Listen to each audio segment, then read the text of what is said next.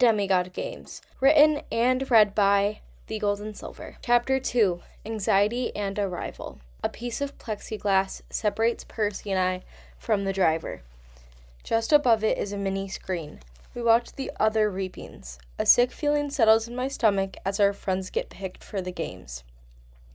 I wish I could say it wasn't rigged, but I know the gods too well. They want entertainment, not safety. Sure, we might not actually die, but there's still a possibility. Not to mention the fact that we'll be just on the brink of death. We'll be bleeding out or in excruciating pain. Most likely both. Of course it's going to be between the heroes of Olympus everyone's heard about. Percy grabs my hand, turning my attention away from the reaping. His sea-green eyes are filled with worry. In his, I see my stormy gray ones wide with fear. "I'm going to die," I whisper, tears filling my eyes. "Wise girl," Percy starts. "No, Percy, almost every person who got chosen to fight I've fought alongside. I may be a daughter of Athena, but I don't have powers. Not like you, Hazel, Nico, and Thalia. Not like Piper or Leo. I have brains, something everyone has. I can draw up as many plans as possible, but I know I will not be able to combat your powers. I'd never fight you," he whispers, placing a hand on my cheek. Percy wipes away the tears that fall. "I know. I meant your, as in anyone's." He nods in understanding. "I don't care who else is in that arena. We've worked together longer than most of them have even known each other. Sure, we hated each other at first, but then we couldn't help but care for one another. We know each other's weaknesses, our strengths, and we know how to protect each other. We've gone through hell and back. With your brains, beauty, and my brawn, we've got this in the bag." My face heats up at the beauty comment, and I know it's genuine. His eyes are so gentle, it makes my heart melt. I can't help but wonder how worried Percy is himself. When someone he cares about is upset, he does everything in his power to make them feel better or calm their fears. I wish I could do that for him, but he always says, "Just being with me calms his down." He searches my eyes, waiting for me to argue. Instead, I smile at him, nodding in agreement. "Yeah, you're right. Thanks, Seaweed Brain." He squeezes my hand and takes his other off my cheek. I lay my head on his shoulder, and he wraps an arm around my own. We stay like this for a while until Percy shakes me awake, and I realize I had fallen asleep. I sit up straight and yawn, rubbing the sleep from my eyes. Percy smiles softly, his eyes reminding me of a lovesick puppy. "Sorry, I just wanted to let you know we are getting closer to the Empire State Building."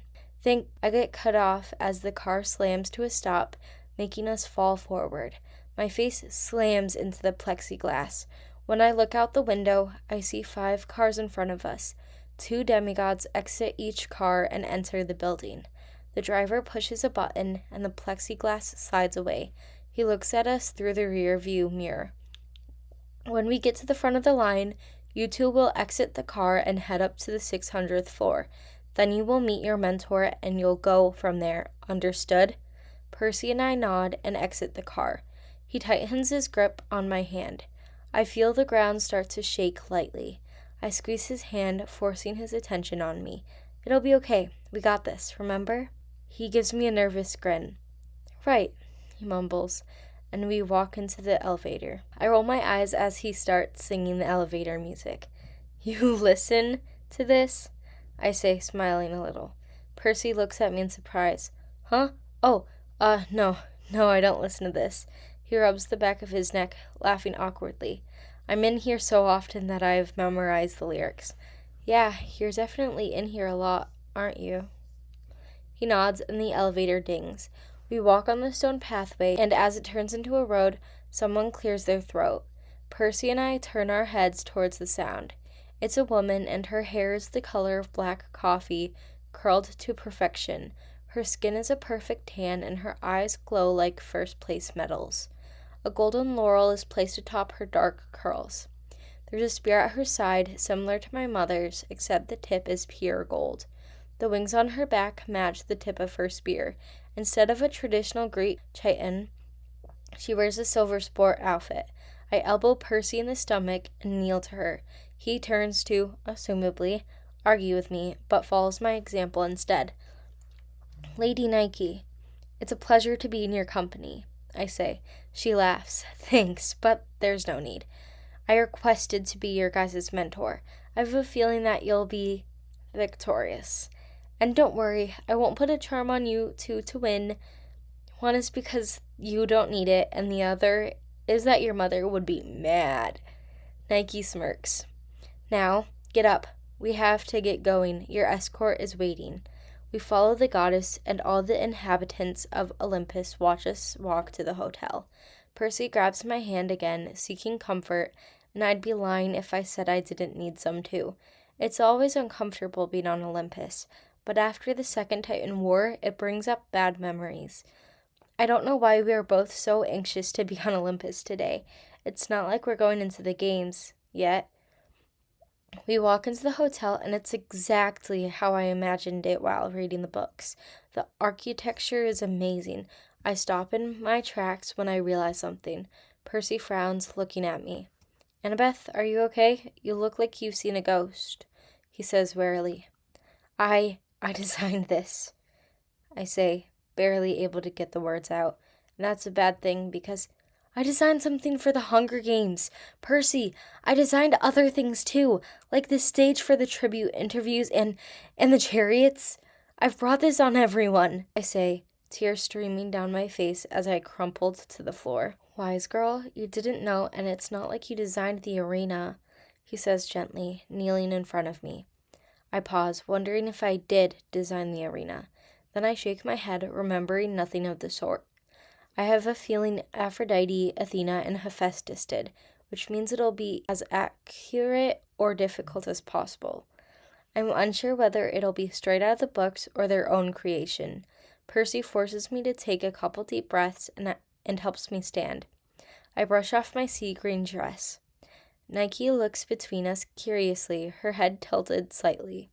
Then a small smile curls at the side of her lips. She whispers something underneath her breath. Come on, we've got to meet up with your escort, remember?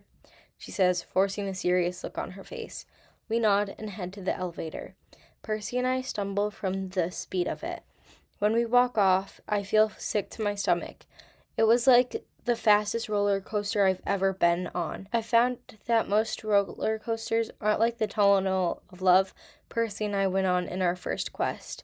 To be fair, that was in water, but still, most of them aren't life or death like that. We walk into the apartment, and I smile softly because it's perfect. There's everything I would want here. I had been asked what I thought each cabin would want in an apartment, and I answered. I'd gone on a rant about what I'd want. There's huge bookshelves everywhere. There's a balcony to watch the stars outside. It has plants on it, just like the rooftop in the books. Multiple sitting areas are placed around the room. There's a long dining table with about 10 chairs. A kitchenette is in one corner as well, despite the fact that we'll be served by nymphs, if they're going with fake Avox servants. There's a hallway with all of our rooms. A large wooden desk has Daedalus's laptop and all my unfinished designs for Olympus. On one wall, there's multiple skateboards, and there's a room marked swimming pool. I frown in confusion because there doesn't appear to be anyone else in the room. Someone clears their throat in one of the chairs. She spins around, and I grin excitedly. Her hair is amber, and it goes just below her shoulder blades.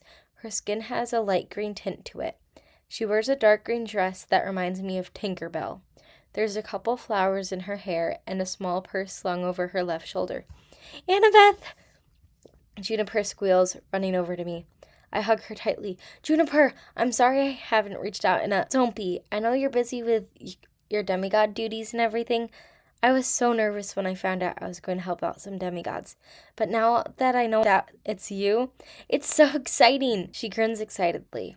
We've hung out quite a bit at camp. She's known about my crush on Percy longer than anyone, except Grover, but he figured it out on his own, and I told Juniper. Juniper's been so supportive about it and gave me quite a lot of good advice. And I have news for you too. Percy and I share a look. What's up? Percy asks. Grover proposed, she says, blushing green. My jaw drops in surprise, and that's when I notice the little ring on her finger. The band looks like 2 branches, and the gem in the middle is an emerald. Tears fill my eyes. Aw, he did an emerald? That's linked to Pan and Demeter, I say, and she nods, eyes sparkling. We turn to Percy, and his eyes are wide. And he didn't tell me? She smiles. I asked him not to tell you. I wanted to give you both some good news. Juniper's expression turns serious. Because you may not be in the arena, but the Hunger Games have already begun. I nod. Yeah. I take a shaky breath. You're right. All right. In about 5-ish minutes, you have a meeting with your stylist. Then you'll meet your prep team to get ready for the chariots. She reads off a tablet in one hand, scrolling with the other. The chariots? Percy asks. Oh, like when Peeta and Katniss were on fire? Yes, you read brain. Like when they were on fire. I smile. A couple months ago, I forced Percy to read The Hunger Games. It took him a while, but he actually ended up liking them. It's the only 3 books I've ever seen him read, other than the ones about our lives. He laughed at the jokes he made Rick write. Anyways, after he finished the books, we watched all 4 movies. Then, when the 2 prequels came out, we read those as well. He really liked Peeta and Katniss together. Kind of like Aphrodite. For some reason, the comparison makes my skin crawl. It was nothing like how I imagined the books. I mean, the scene in the movie, in case that wasn't clear. He laughs awkwardly. Agreed, I say, glancing at him. And congrats, Junie. Percy raises an eyebrow at me. The nymph gestures for us to follow her. We head out, Nike looking at the books on the shelves. We stop in front of a long 1-story building. The sign says, Aphrodite's Aesthetic Oasis, in silver letters. The inside is absolutely breathtaking. I guess I should have assumed that with the fact it's owned by the goddess of beauty, but whatever. The floors are in elegant white marble. The pillars and walls are golden blue. Most of the decor has designs of roses, doves, and seashells. A check-in desk is right in front of the building. Behind it is a waterfall lit up with LED lights. Roses, anemone, myrtle, and hibiscus are in pots everywhere. Juniper gestures for us to follow her. She gives the Ori at the desk a bright smile. Hello, we have an appointment with District 6 stylist. Names, Percy Jackson and Annabeth Chase. Almost instantly, the Ori stops typing on her computer and her head snaps up. Her eyes lock on Percy. Then she giggles excitedly, waving at him. I force myself to calm down. We are not dating. Even then, Percy would be loyal. It's not his fault everyone in the mythical world likes him, I think to myself, putting my hands behind my back. My eye twitches as she looks at him dreamily. Hi? Percy asks, glancing at me. She giggles again. Sorry, I should have recognized you. You're Percy Jackson, son of Poseidon. You're amazing, she gushes. But shouldn't you be in District 3? She asks, twirling her hair. Aphrodite likes the 2 of us together. She wanted a real-life Everlark, so she forced my mother to include him as a possibility for the male tribute in my cabin. I explain, forcing myself not to smile at her annoyed expression. Right. Your stylist will be 3 doors down to the right, she says, her jaw clenched. We head to the room, and Percy grabs my hand. I look over at him, and he smirks, his sea green eyes sparkling. Juniper hides a smile. Was my jealousy that obvious? We've finished walking to the room. I see the stylist, and my blood turns ice cold. It's Selena Beauregard. Okay, Goldies, thank you so much for watching. Love you. Bye.